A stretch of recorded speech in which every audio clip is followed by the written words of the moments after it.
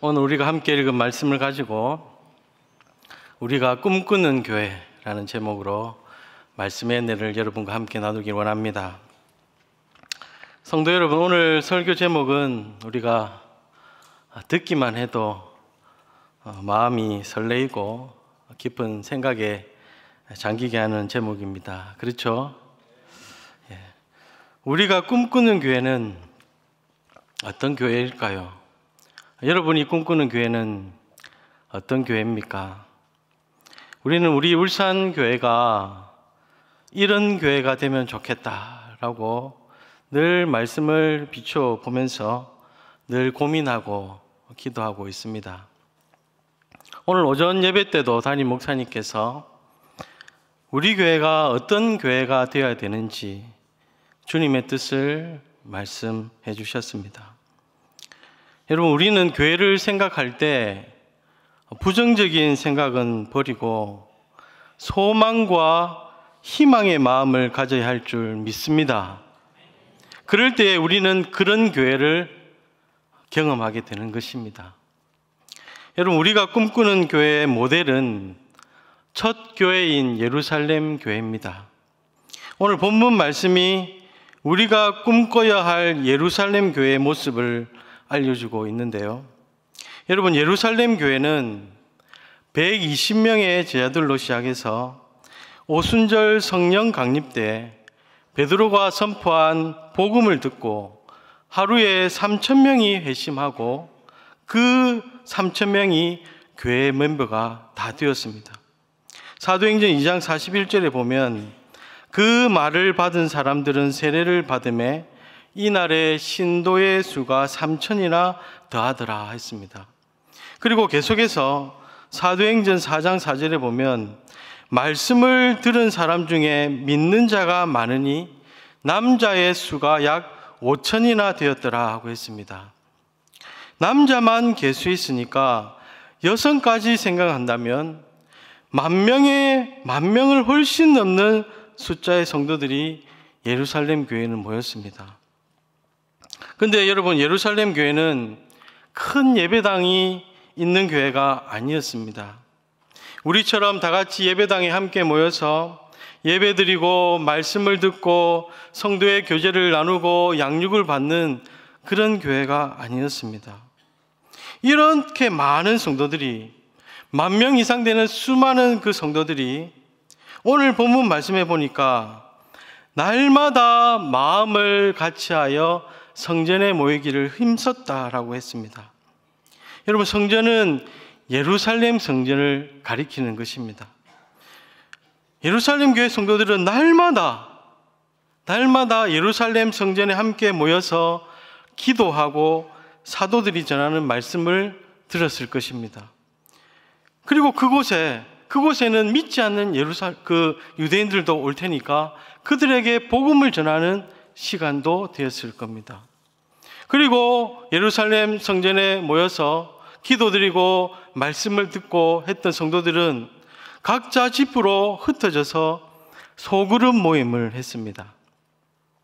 한 가정에 모일 수 있는 서너 가정이 떡을 떼며 식사를 함께 했습니다. 예수님께서 마지막 만찬 자리에서 부탁한 것이 있지 않습니까? 떡을 떼며 잔을 나누며 예수님을 기억하라고 하셨는데 예수님의 가르침에 따라 성도들은 함께 식사를 하면서 성찬을 했을 것입니다. 그리고 그곳에서 음식을 애찬을 나누고 성찬을 나누면서 사도들이 전했던 그 말씀을 함께 나누고 또 자신들의 삶의 이야기를 함께 나누고 서로의 신앙생활을 격려하고 위로하며 도와주는 그런 모임들을 하면서 시간을 보냈을 것입니다. 그리고 가족같이 날마다가 중요합니다. 날마다 모였기 때문에 서로의 필요를 너무나 잘 알고 있었을 것입니다. 그리고 그것을 서로 채워주었습니다. 오늘 44절에서 45절 말씀 우리 같이 한번 읽어보겠습니다. 시작. 믿는 사람이 다 함께 있어 모든 물건을 서로 통용하고 또 재산과 소유를 팔아 각 사람의 필요를 나눠주며, 성도들이 이렇게 서로 사랑하면서 서로를 섬기면서 살아가니까 교회 안에 가난한 자가 없다고 기록하고 있습니다. 예루살렘 성도들은 이렇게 매일매일마다 이렇게 성도들과 함께 서로를 격려하고 말씀과 은혜 가운데 살아가니까 하나님을 찬미하지 않을 수가 없고, 그것을 보는 예루살렘 온 백성들에게 칭송을 받지 않을 수 없었던 것입니다. 그리고 예수님을 믿기로 결심한 사람들은 그 소그룹의 모임을 보고 함께 어떻게 살아가는지 그것을 본 그 유대인들이 자연스럽게 각 가정의 식사 자리에 초대를 받았을 것이고, 그곳에서 하나님의 사랑을 경험하고 구원받는 사람이 날마다 더하게 된 것입니다. 여러분, 예루살렘 교회는 다양한 사람들이 모였습니다. 그들의 출신 배경은 다양했습니다. 신분차별이 아주 심했던 시대였고, 남녀노소의 대우가 너무나 달랐던 시대였습니다. 교육 수준과 삶의 수준이 각각인 사람들이 모였습니다. 그들의 그 다양한 가운데 그들의 그 이질감을 무엇으로 허물 수 있었겠습니까? 예수님의 사랑이 아니고서는 결코 쉬운 일이 아니었을 것입니다. 사랑이 아니고서 그들을 하나로 묶을 수 있는 방법이 있겠습니까? 여러분, 우리도 마찬가지입니다. 여러분, 우리들도 얼마나 다양합니까? 옆에 분들 한번 보십시오. 얼마나 다양합니까? 생긴 것도 다르고, 성격도 다르고, 삶의 방식도 다르고, 살아가는 모습도 다르지 않습니까? 우리가 서로 이해하지 못하는 부분들도 있습니다. 오직 주님께서 가르쳐 주신 사랑으로 우리 모두를 하나로 묶을 수 있을 줄 여러분 믿으시길 바랍니다. 여러분, 예루살렘 교회는 사랑이 가득한 교회였습니다. 세상에서는 차별받았지만 교회에서는 사랑으로 존중을 받았습니다. 세상에서는 궁핍함을 느꼈지만 교회에서는 서로 나누고 베풀고 채워줌으로 말미암아 풍성한 은혜를 경험했습니다. 하나님 사랑과 이웃 사랑이 풍성한 예루살렘 교회, 하나님께서는 구원의 은혜를 충만하게 부어 주셨습니다.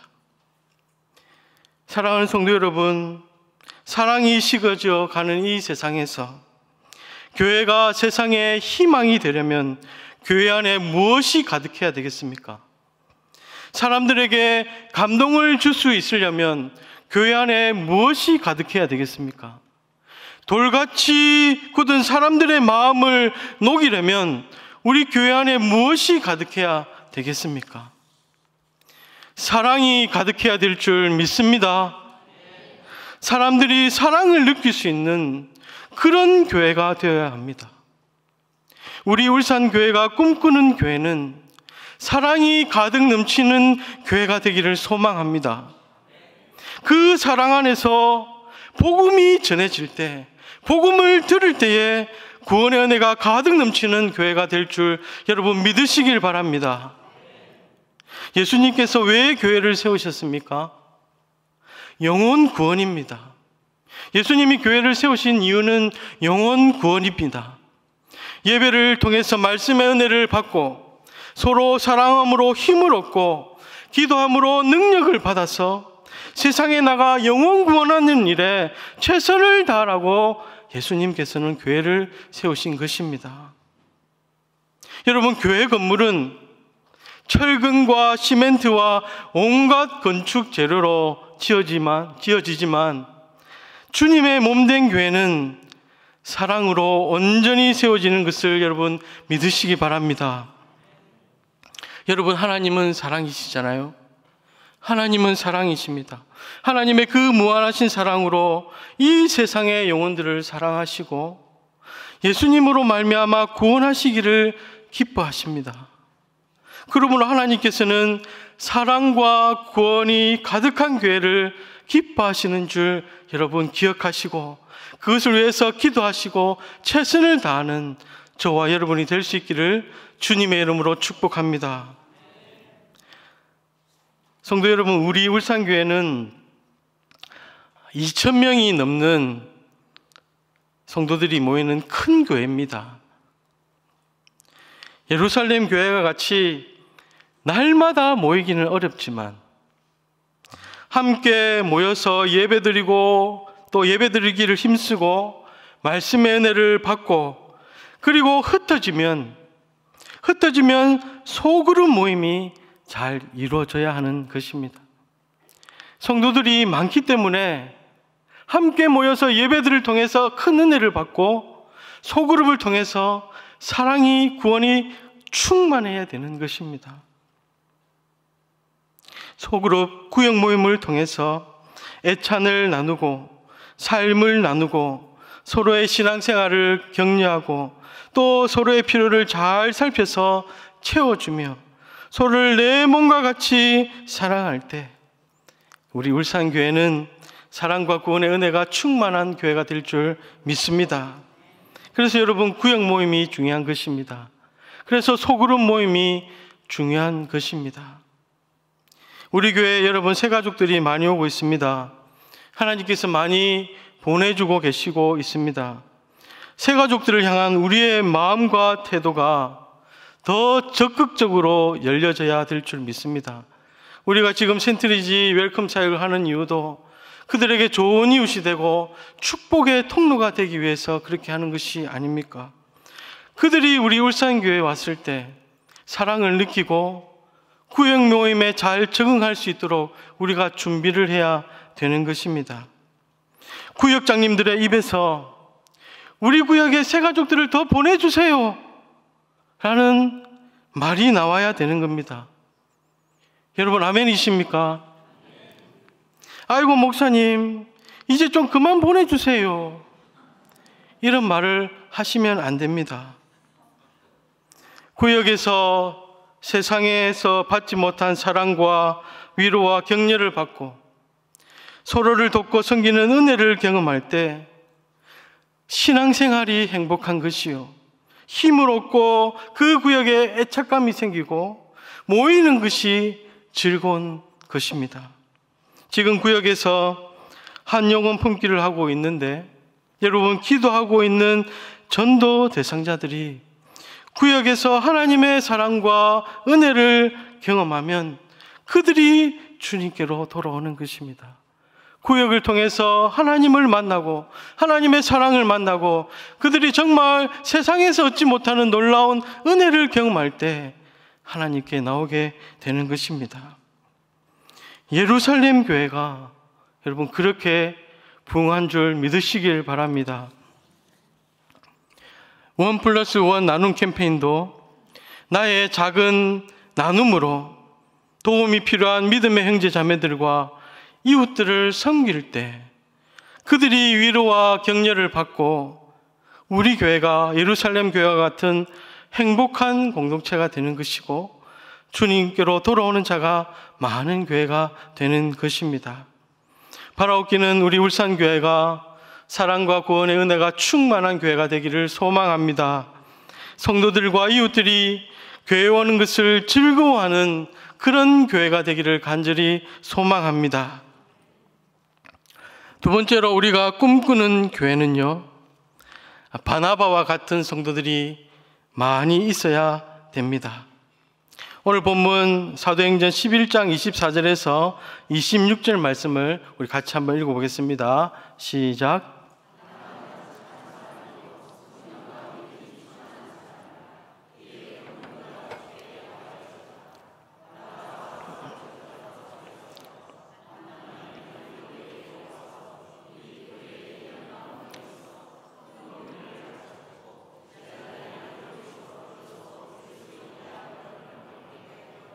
아멘.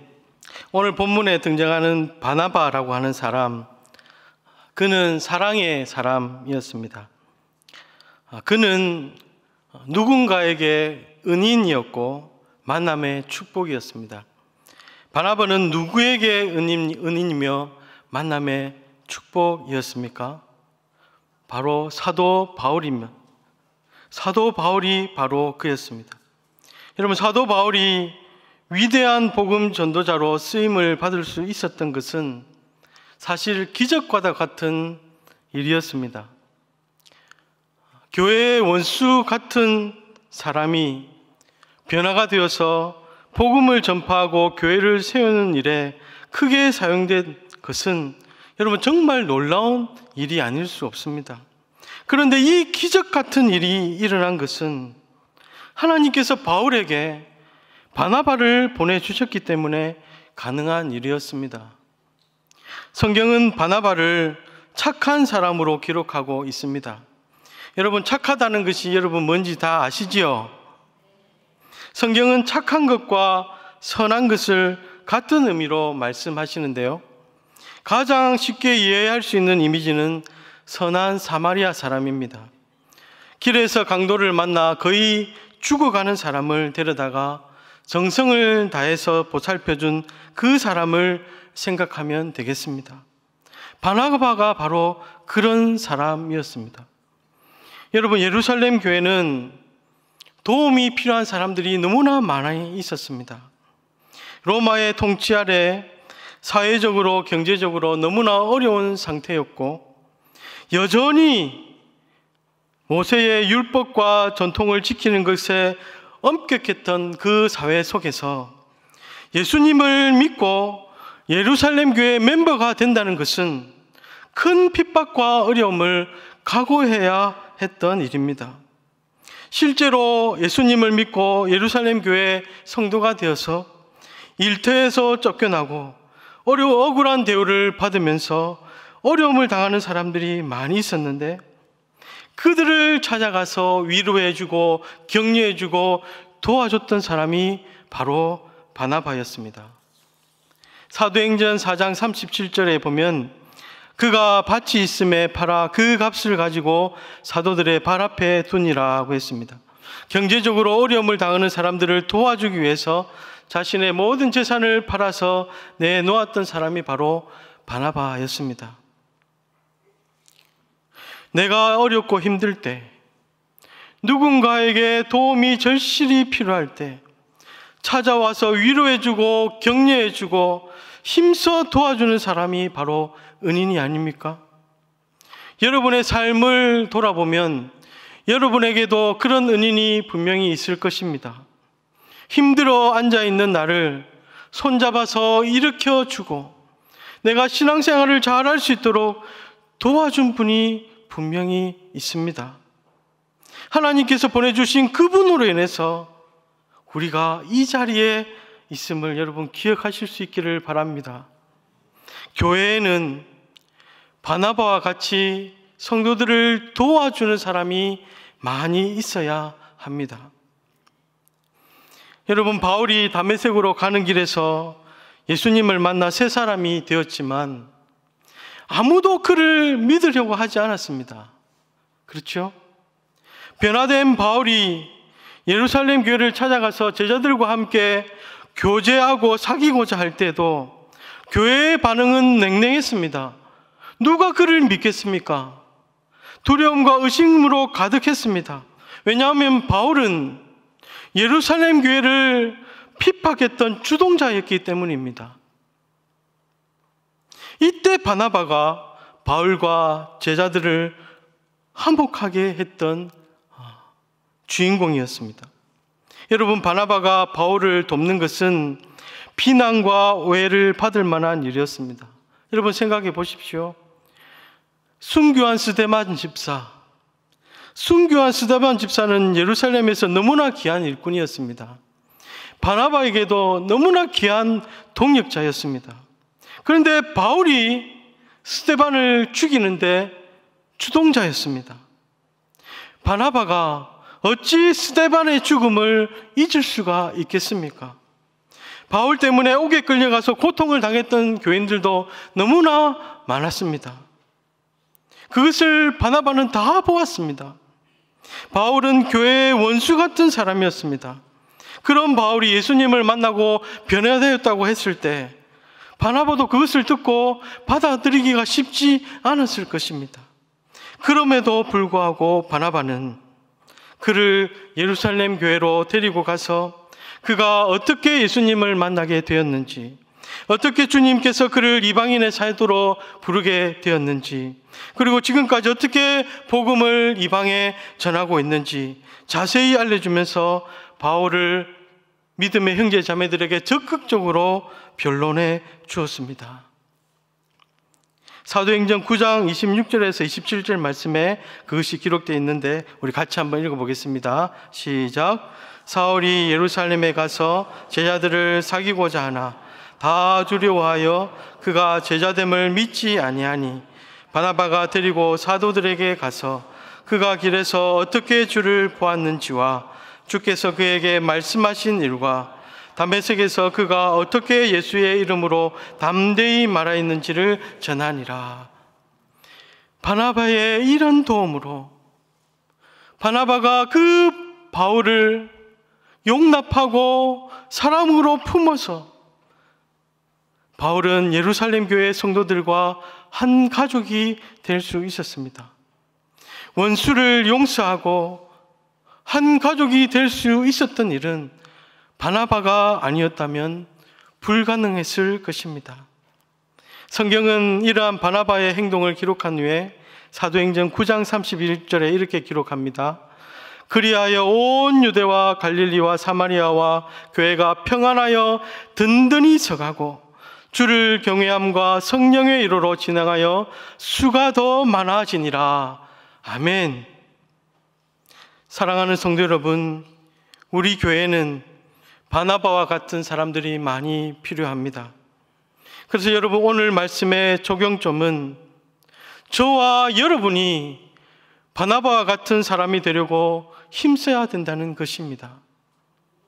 여러분, 바나바가 그렇게 살아갈 수 있었던 원동력이 뭘까요?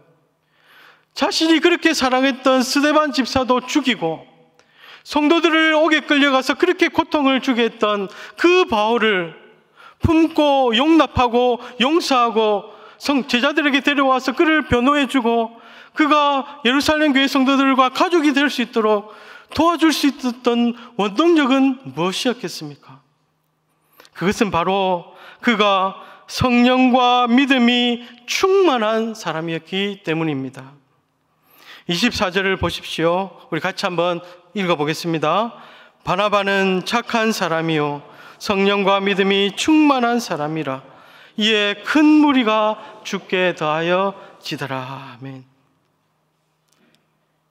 예수님은 여러분 하늘로 승천하시면서 제자들에게 강조하신 것이 있습니다. 무엇을 강조하셨습니까?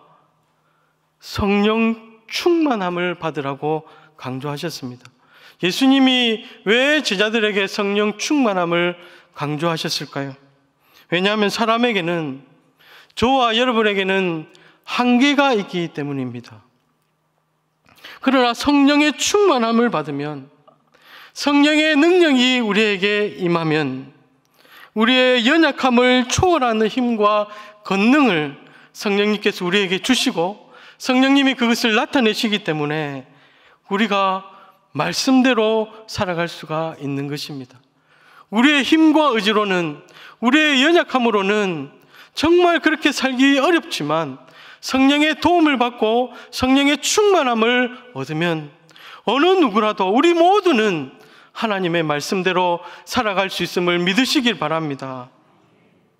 너무도 미운 사람, 꼴도 보기 싫은 사람, 꼴도 보기 싫은 그런 원수라도 성령으로 충만하면 용납하고 용서할 수 있는 것입니다. 여러분, 바나바가 그랬지 않습니까? 우리의 믿음의 선배들이 그렇게 용서하고 용납하고 살았습니다. 여러분, 또한 성령 충만이 중요한 이유는요, 오직 주님만을 위해서 살아가는 믿음의 사람이 될 수 있기 때문입니다. 여러분, 사람은 누구나 자기 중심적으로 살아갑니다. 어린아이에서부터 노인까지 남녀노소를 분문하고 대부분의 사람들은 자기 자신을 위해서 살아갑니다. 예수님의 제자들도 예수님을 늘 따라다니면서도 언제나 자기 중심적이었습니다. 그러나 예수님을 믿고 하나님의 자녀가 된 사람은 자기 중심적으로 살면 안 됩니다. 하나님께서는 우리에게 평생 잊지 말고 살아가야 할 계명을 2가지 주셨는데, 그것은 하나님 사랑, 이웃 사랑입니다. 너의 마음을 다하고 목숨을 다하고 뜻을 다하여 주 너의 하나님을 사랑하고 내 이웃을 너 자신과 같이 사랑하라 라고 명령하셨습니다. 우리가 이 명령을 지키고 살아가는데 자기 중심적으로 살면 이 명령대로 살아갈 수가 없는 것입니다. 그러나 여러분, 방법이 있습니다. 예수님의 말씀대로 기도하며 성령을 기다린 제자들은 성령의 충만함을 받고 오직 주님만을 위하여 사는 사람으로, 이웃을 위하여 자신의 목숨까지 바치는 그런 사람으로 변화되었습니다. 여러분, 세상 사람들은 여전히 자기중심적이고 이기적입니다. 사람을 만나는 것도 이 사람이 나에게 유익이 되나, 이 사람이 나에게 유익이 안 되나 따지면서 만납니다. 자기에게 유익이 되면 온갖 방법을 동원해서 관계를 지속하려고 하지만 별 볼 일 없는 사람이라고 생각하면 그 사람을 무시하는 세상이 바로 우리가 살아가는 이 세상입니다. 점점 세상 사람들은 이기적이 되어져 가고 사랑은 식어져 가고 있습니다. 이런 시대를 살아가는 우리 교회는 더욱더 바나바와 같은 착한 사람으로, 사랑의 사람으로, 성령과 믿음이 충만한 사람으로 변화되어야 될 줄 믿습니다. 믿음의 형제 자매들을, 그리고 구원받아야 할 사람들을 사랑으로 품어줄 수 있는 바나바와 같은 사람이 되려고 우리는 힘쓰고 노력해야 되는 것입니다. 바라옵기는 저와 여러분이 바나바와 같은 사람이 될 수 있기를 진심으로 소망합니다. 혹시 여러분 가까이에 나를 악하게 대하고 아무 이유 없이 나를 미워하고 관계를 어렵게 만드는 사람이 있습니까? 정말 그런 사람을 대하기 어렵습니다. 그렇죠? 그런 사람에게 내가 바나바가 될 수 있을까? 바울에게 바나바가 은인이었듯이 나를 그렇게 힘들게 하는 그 사람에게 훗날 그가 말하기를 당신이 나에게 은인이었소라고 우리가 그렇게 될 수 있을까요? 사랑하는 성도 여러분, 우리 자신이, 저와 여러분이 바나바와 같은 사람이 되려고 기도하고 노력한다면, 우리 모두가 바나바가 되려고 기도하고 노력한다면 우리가 꿈꾸는 교회를 우리 울산교회에서 경험하게 될 줄을 믿습니다. 말씀을 맺겠습니다. 여러분, 우리 교회가, 그리고 한국교회가 더욱 모이기를 힘쓰고 예배를 통하여 생명의 말씀, 진리의 말씀의 은혜로 충만하기를 원합니다.